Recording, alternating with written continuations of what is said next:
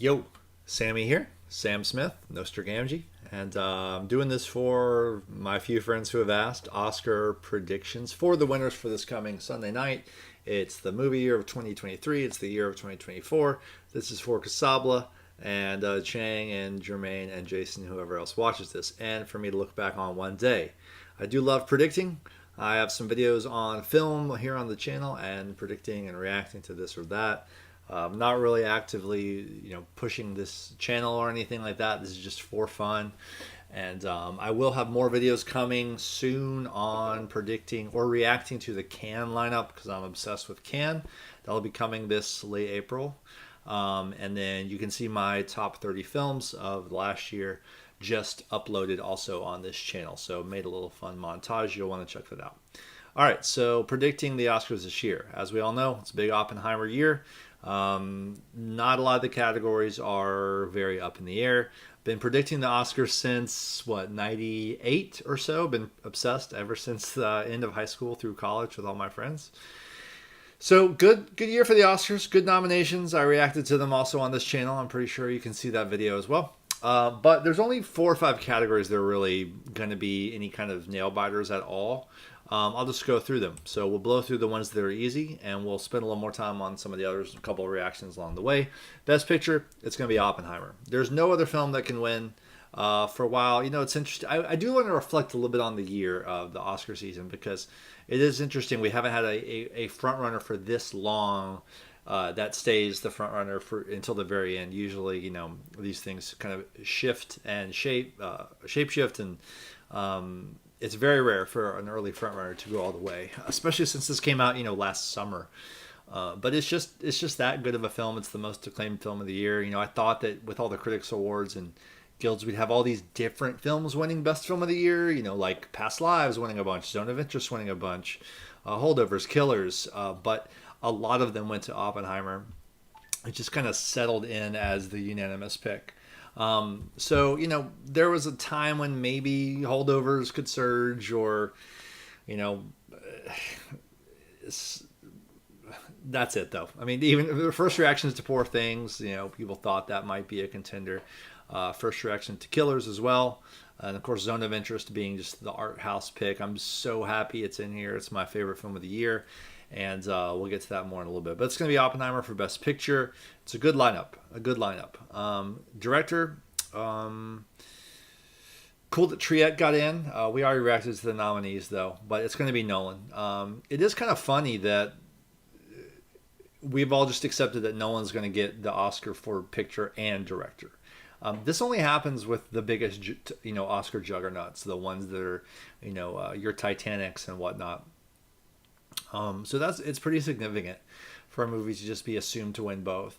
Even like the Daniels winning last year, it was a late idea. That idea came late in the season, but we've all known Nolan was at least going to win director, if not picture, especially since last summer. So it's just going to happen. Love seeing Glazer in there. I'm just so glad. I love Glazer. I've loved Jonathan Glazer since the beginning, since his music videos. Birth is one of my favorite films of all time. I really hope people seek out Birth now. I just love he's in there.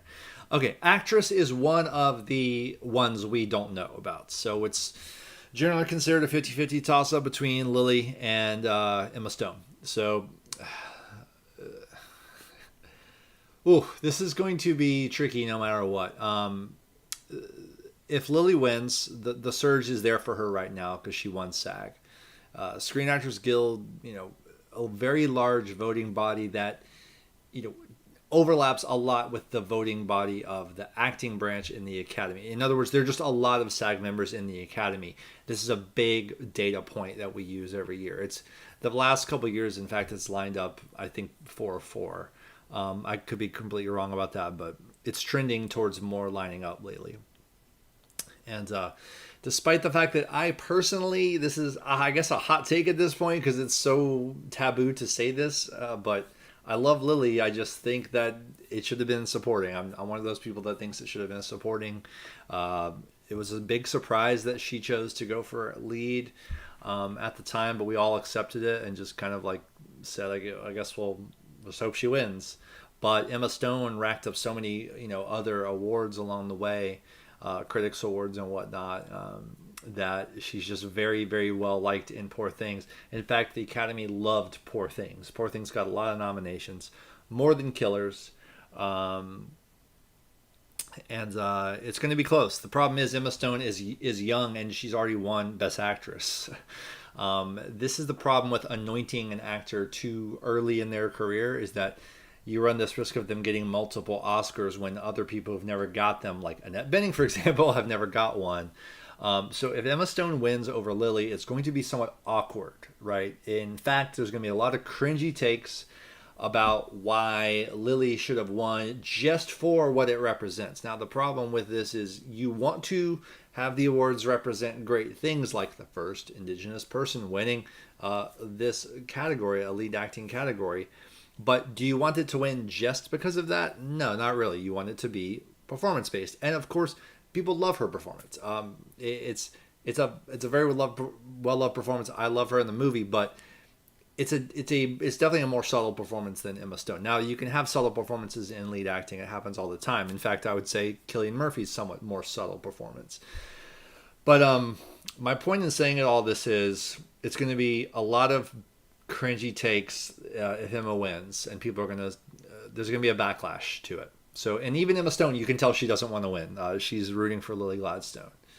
I am seeing everyone this week lock in their final prediction as being Lily Gladstone, which is a little nervous just because Emma's led it for so long the last few months. It makes me a little nervous to do that. I have this sinking feeling that Emma Stone is still going to win. But here's my Nostragamgee prediction, because if I follow all the most likely predictions for the whole night, there's going to be something that's crazy that happens on Oscar night. Maybe it's in a smaller category, but it's not going to go 20, how many categories are there? 26? 23. It's not going to go 23 for 23 with the most likely things. And since this is kind of a coin flip between Lily and Emma, I'm thinking of doing a complete no guts, no glory lock-in prediction on Sandra Hüller upsetting for Anatomy of a Fall. And no one's doing this really because the support is so big for both of them. But that's exactly my point. If the support is so big for both of them, there is room for a third to also be in there, and Lily and Emma cancel each other out. But it wouldn't happen unless there's a lot of passion for Sandra Hüller and Anatomy of a Fall. And that's the thing, there's a lot of passion for Anatomy of a Fall. Anatomy has almost had the best season surge, like the trajectory of that film and how it's been received online, in the industry at large, is just a steady incline to the point where, like, I don't know, if it weren't a foreign film, you'd almost be thinking it's a threat for Best Picture.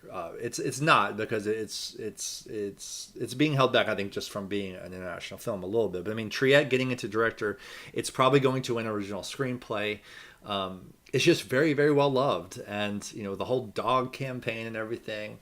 I've been rooting for Sandra Hüller since I first saw her in a movie called Requiem. She is phenomenal. She's a newcomer to a lot of people, but I've known her for a long time, and I love seeing her nominated. We haven't had like an Adrian Brody level upset in quite a while, and I know The Pianist was a kind of the Best Picture contender, but again, Anatomy is no slouch in Best Picture, honestly, even though nothing is going to beat Oppenheimer. I'm just saying the love for the film is there. The love for her is there. There are no issues with Sandra Hüller. There's issues with Lily. There's issues with Emma Stone. There's no issues for Sandra Hüller. And I can just see a voter being like, you know what? Anatomy of a Fall, Sandra Hüller was the best. I know this is unlikely, but I'm going to stake my claim there on that no guts, no glory pick.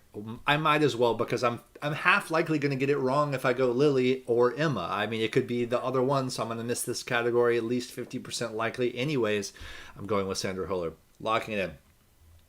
Actor in a leading role, it was close between Paul and Cillian for a while, but it's shifted completely to Cillian, basically. And I do feel that change. I feel that surge since SAG. It could be an upset. I've been secretly kind of hoping Paul would upset this whole time. I love Cillian and all. They both deserve an Oscar.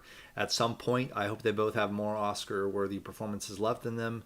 But yeah, I think it's just going to go to Killian because Oppenheimer is really getting a sweep type of energy that's built. But not enough to get Emily Blunt the award. We're going still Davine Joy Randolph for Holdovers. This is one of the craziest sweeps of a whole season I've ever seen, honestly. We were all wondering what the critics sweeper was going to be. People thought it was going to be Danielle Brooks for a while. But it ended up being Davine. That's just what happened. I think it speaks to the love for the Holdovers, and we love seeing actors of color in these categories and winning Oscars. So that's what people want to see. Supporting role, it's going to be Downey for Oppenheimer. It looks pretty safe for him to clinch it. Even today, there's, in some of the anonymous ballots going around, there's a little bit of Ryan Gosling talk, but it's not going to happen. Original screenplay, I'm going Anatomy of a Fall. Yeah, I am, because the love is so big. Even over the Holdovers, I know that's big, because Holdovers really, I think, I heard a lot of pundits that I follow and really like, and all these people have better videos and podcasts out there than me. Oscar Expert did a great rundown with Matt Neglia as a guest. And I also like listening to the old guard of Oscar predicting Sasha Stone and all this in the Oscars 2 podcast. But Holdovers really peaked like a month ago, or even December. I remember it actually was leaving theaters before Christmas in some markets. And I thought that was really disappointing. It really peaked in the Thanksgiving, December time. And it got some great nominations, but it never made it all the way to being a Best Picture contender. And I honestly think it could win screenplay. It's between Anatomy and Holdovers. Of course, Past Lives, unfortunately, it really should be a contender. Past Lives absolutely should be a contender. It was the best film of the year for the first half of the year, and it really did not hang on to that. I think just due to the small scale nature of the film. I mean, even though Everything Everywhere All at Once was a small movie, it's also an epic movie, in scale and in scope. Past Lives just honestly, it really should be a contender. I don't know how it's not still. But like I said, Anatomy is just taken over. The narrative it's had has been really good, and I think Triette's winning everything she's nominated for, every award show. She's got so much gold up on her shelf ever since winning the Palm. Crazy run for that movie. So I think it's going to win. Adapted screenplay. This is one of the tough ones. It's tough because Barbie got placed into adapted. My personal opinion on that, Academy has these rules on if it's based on existing characters, it's adapted.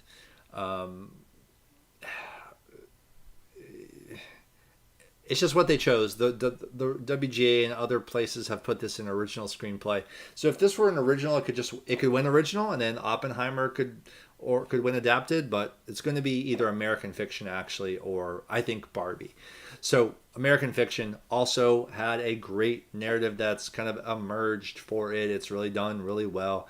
I really didn't love this movie. It's one of my bigger disappointments of the award season. I don't think it's all it's hyped to be. It's fine. I just, the movie poster says, a cinematic stick of dynamite. That's not how I saw this movie at all. I did not feel that. It had no energy to it to get that kind of a pull quote. It's a tender, written from life kind of film. I have no ill will towards, Cord Jefferson or the screenplay or the film or the actors. I love Jeffrey Wright, always have. I just don't think, even Jeffrey Wright, I don't think it's an Oscar caliber performance. I'm sorry, it's not. It's just too small. It's just too low key. Anyway, but people love it. People love this movie. In fact, it's kind of an Oscar bait movie. It's funny that this movie is addressing all these, funny, satirical angles on what do white people like, and it's kind of a movie white people like. I'm sorry, but it kind of is. But it's kind of classic Oscar bait because it's not just a comedy. It's this heartwarming family drama, and it did really well. So it's being seen as the front runner to take adapted screenplay, which is already crazy that Oppenheimer doesn't have a shot at this. Given that it's such a sweeper. But this is really where all those people who complained about Barbie not getting enough nominations or Greta Gerwig not getting nominated, which she did right here, this is where you give Greta Gerwig the Oscar for the Barbenheimer year. Now, I know it had a box office already, and some people are saying that's the reward in and of itself. Yeah, but so did Oppenheimer, and we're still giving it lots of awards. But I would love to see Greta win this. Greta and Noah Baumbach, because they wrote it together. I do think that as a screenplay goes, there's very few people who could have done what Greta and Noah did with the Barbie property and turned it into the phenomenon that Barbie was. I think any director would have taken that property and done something fun and interesting with it. But, the product that we got is the result of Greta's very creative, spin on this property and Noah. And I think if she won here, everyone would feel really good about the Oscar winners because you'd be awarding Barbie as well. Oppenheimer's going to get a lot of awards, but Barbie could go away with only one award being original song if it does not win adapted screenplay. So if you have the headline the day after the Oscars being Barbie only wins the song, we're going to have even more takes about why that is sexist or whatever. And it's not. It's just people need to vote for it. The Academy has the chance right here to give Greta the Oscar in this category. They are probably going to choose to give it to Cord Jefferson for his first screenplay, American Fiction, a very fine movie, but it should go to Greta. That's my opinion. What am I officially predicting? Oh, God. If I want to be safe and just do the safe thing, it's Cord Jefferson for American Fiction. So that's what I'm going to go with. It's a sad prediction to make for me, but it's what I'm going to make. All due respect, but we could have a Barbenheimer win if it went there. All right. International feature. I'm going to make this short. I am so happy that Jonathan Glazer is going to win an Oscar for The Zone of Interest in this category. It's kind of a hack if you think about it. If a director makes a film in another language using another country's crew, you can kind of get into international feature and win an Oscar pretty easily. If you get selected, that is, by the country, which is in this case was the United Kingdom. So it's kind of a hack to winning an Oscar. And I'm not going to complain because I love Glazer. I'm going to be so happy that he's going to win this. These are all good films. I haven't seen Io Capitanio. Most people haven't that I've heard of.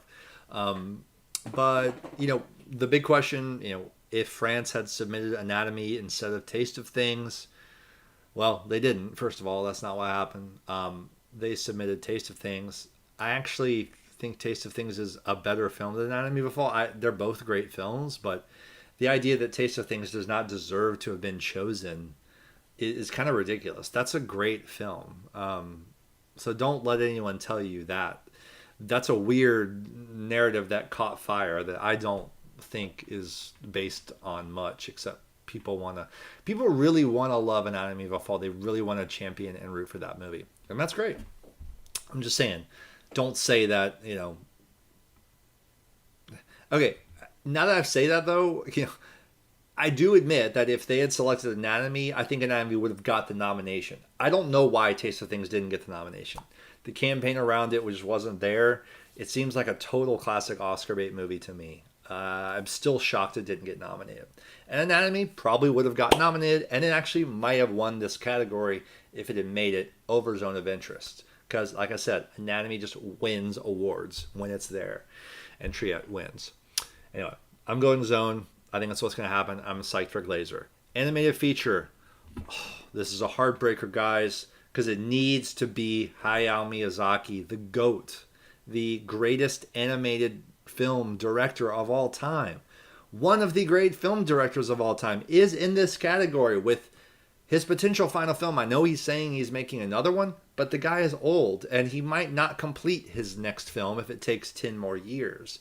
I know The Boy and the Heron is a weird, trippy, psychedelic film that not a lot of people totally get and understand, but still, see the film. I'm actually very upset at how many Ghibli fans, supposed Ghibli fans I know, didn't even see this movie.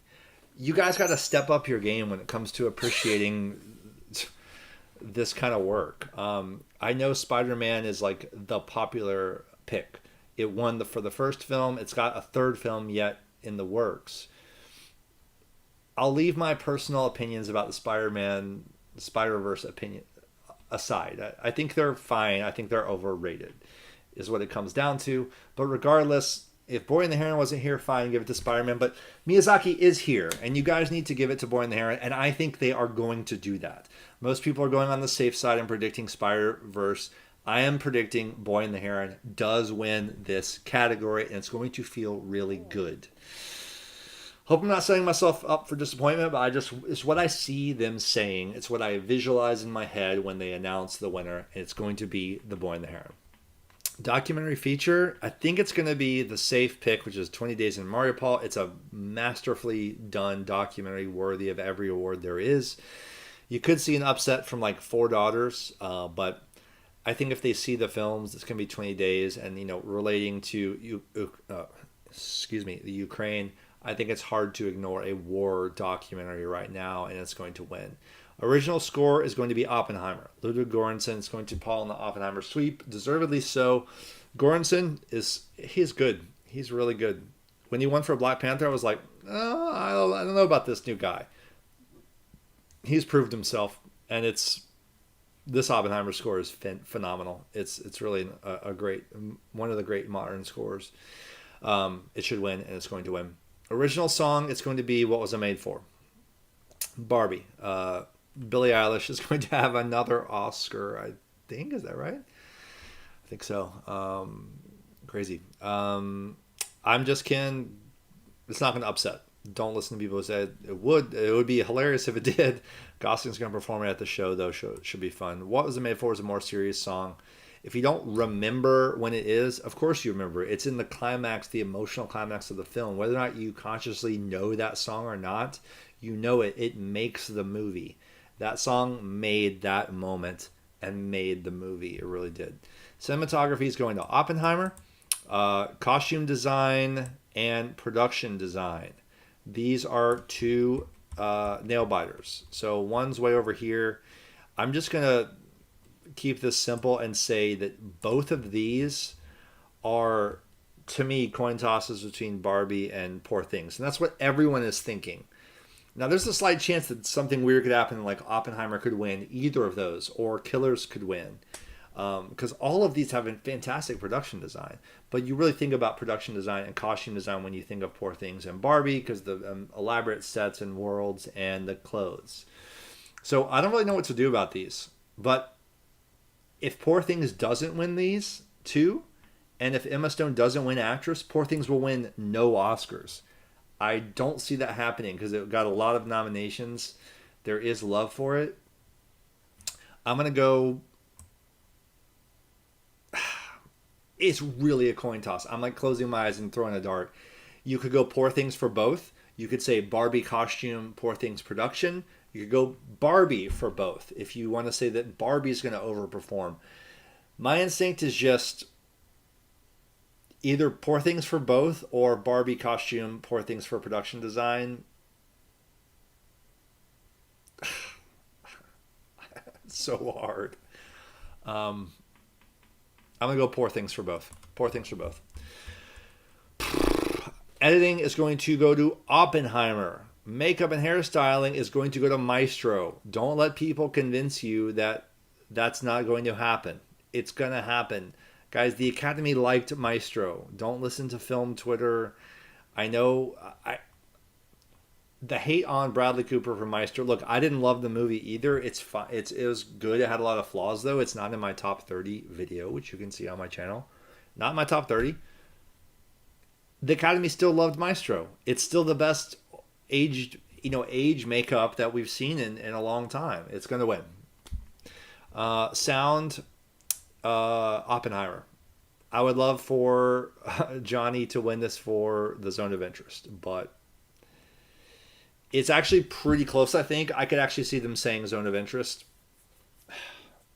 I'm thinking about predicting it also. I'm going to predict Zone of Interest. I'm going to predict Zone of Interest for this. I'm predicting Zone takes international and sound.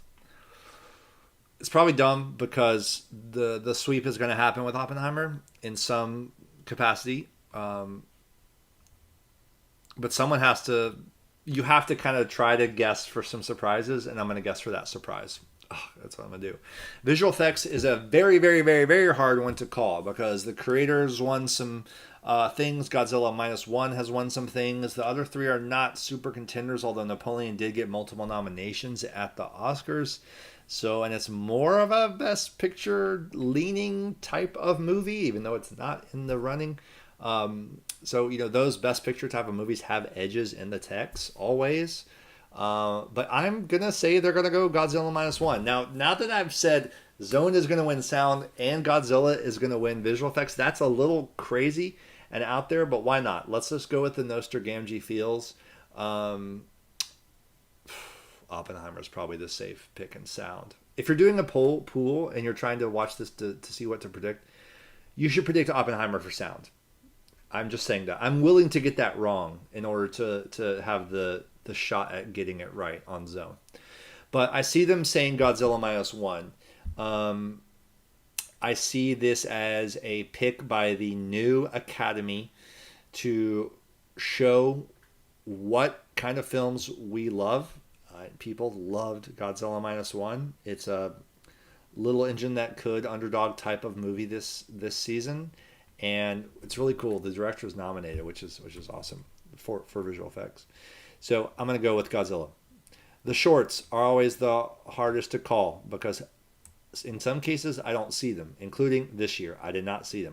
But I've listened to every podcast and watched every YouTube video of other pundits breaking this down. And here's what they're saying. Animated short is going to be here. For these categories, you can pick the cheesy, really, really cheesy, cringy Oscar style winner, okay? Or you can predict we're a hip academy that's going to do the cooler thing choice. And all three of these categories kind of, well, at least this category has that. The cheesy one being War is Over. I guess like Weta and Peter Jackson did the animation. It's John Lennon and Yoko. It's apparently got a really cheesy ending, and it's the one that you're going to roll your eyes that's going to win. And people said it's really bad. 95 Senses would be the highbrow pick.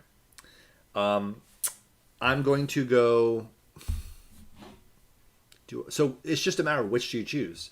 Do you choose that the Academy does the cheesy thing or that they do the cool thing? Because I could see them doing either. I really could see them doing either. I think I need to, since I've been a little bit wild on a couple other categories, I'm going to go the safe bet and go War is Over. For live action short, very cool that Henry Sugar is here and Wes Anderson could win his first Oscar. Now everyone knows him. This is the biggest name brand recognition we've had in live action short as far as I can ever remember. I don't remember a director of this high stature being in live action short ever. And a director who's never won an Oscar. In fact, Wes Anderson, keep this in mind, he is not well loved by the Academy. He has missed screenplay nominations for his recent films.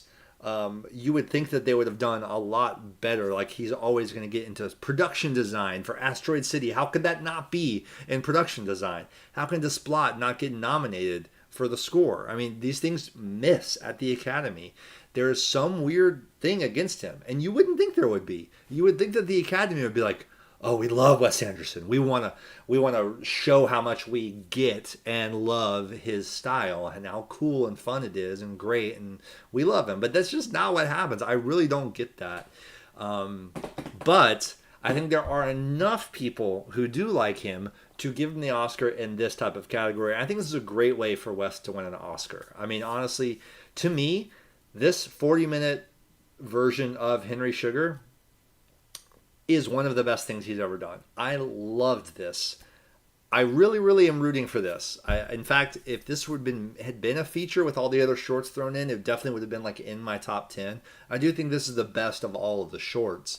But my God, my jaw was on the floor. I mean, this really encapsulates what Wes can do well. The short form really works for him. So will he win it, or will the sleeper stealer pick happen, which is red, white, and blue.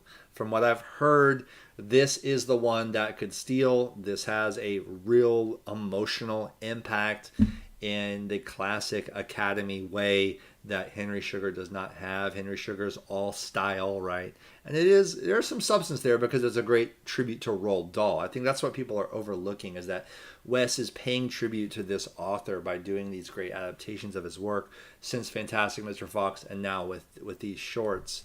But what's going to happen? You tell me in the comments. I'm going Henry Sugar. Wes will win. And documentary short, the really bad, cheesy one would be ABC's of book banning. I hear it's just kind of not well edited together, but an important topic. I mean, you see right there in the title that it sounds like the type of film that would win documentary short. The other contender might be The Last Repair Shop, maybe a little bit better, more well received by the people who've seen it, although I've heard people call this one very manipulative as well. 99 Wipo, The Two Elderly Ladies, this is more kind of heartwarmer, but it's actually pretty light from what I've heard as well. I'm going to go Last Repair Shop. That's my gut. So we've got Last Repair Shop for short, doc short, Henry Sugar for live action short, War's Over for animated short. But I think all three of those short categories could go either way between the two I outlined for both. You decide, are they going to do the cheesy typical thing, or are they going to do the slightly more interesting thing? In live action short, it's not that exact diametric scenario I'm talking about. That's more, do we honor Wes because we love him, or do we go with kind of the one that moved us the most, which is red, white, and blue? So we'll see how I do. Let me know your thoughts. I'll maybe post a comment on how many of these I got right. I will let you all go. Happy Oscars. Enjoy the show. I hope it's good. I hope we get some acting clips and that classic cutaway to the actor in the audience. I don't really love that they're doing the former actors presenting, because I feel like we're not going to get the clips.